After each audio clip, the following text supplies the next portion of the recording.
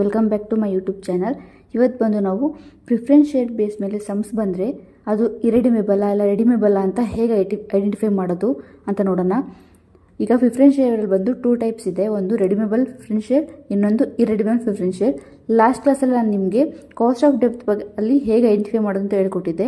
So ಈ ವಿಡಿಯೋದಲ್ಲಿ preference ಶೇರಲ್ಲಿ ಹೇಗೆ ಐಡೆಂಟಿಫೈ ಮಾಡೋದು ಅಂತ ನೋಡೋಣ ಬನ್ನಿ. ರೆಡಿಮೇಬಲ್ ಪ್ರಿಫರೆನ್ಸ್ ಶೇರಲ್ಲಿ ಬೇಸ್ ಮೇಲೆ ಸಮ್ಸ್ ಬಂದಿದೆ ಅಂದರೆ ಅದರಲ್ಲಿ ಮೆನ್ಷನ್ ಮಾಡಿರ್ತಾರೆ calculate the cost of preference share capital ಅಂತ. ಅದೇ ರೆಡಿಮೇಬಲ್ ಕೊಟ್ಟಿದ್ರೆ ರೆಡೀಮ್ ಅಂತ ಹೇಳ್ಬಿಟ್ಟು ಇಯರ್ ಮೆನ್ಷನ್ ಮಾಡಿರ್ತಾರೆ. ಸೊ ಅದರಲ್ಲಿ ನಿಮಗೆ ಐಡೆಂಟಿಫೈ ಆಗುತ್ತೆ ಇದು ರೆಡಿಮೇಬಲ್ಲ ಇರೆಡಿಮೇಬಲ್ ಅಂತ. ಅದರಲ್ಲಿ ಇನ್ನೊಂದು ಥರ ಡಿಫ್ರೆನ್ಸ್ ಇದೆ. ಸಮ್ಮಲ್ಲಿ ಏನಾದರೂ ರಿಡೀಮ್ ಪ್ರಿಫರೆನ್ಸ್ ಶೇರ್ ಅಂತ ಕೊಟ್ಟಿದ್ದಾರೆ ಅಂದ್ಕೊಳ್ಳಿ, ಈ ಕಂಪನಿ ಇಷ್ಟು 20,000 ಅಂತ ಇರುತ್ತೆ. ಸೊ ಆಗ ನೀವು 20,000 ಮೇಲೆ ಸಮ್ ಮಾಡಬೇಕು. ಅದೇ ರೀತಿ ಸಮ್ಮಲ್ಲಿ ಏನಾದರೂ ಓನ್ಲಿ 10% ಪ್ರಿಫರೆನ್ಸ್ ಶೇರ್ 100 ಈಚ್ ಅಂತ ಕೊಟ್ಟಾಗ ಅಂದ್ಕೊಳ್ಳಿ, ಆಗ ನೀವು 10% ಆಫ್ 100 ಈಚ್ ಇದ್ದಾಗ ನೀವು 100 ರೂಪೀಸ್ ಫೇಸ್ ವ್ಯಾಲ್ಯೂ ತೊಗೊಬೇಕು.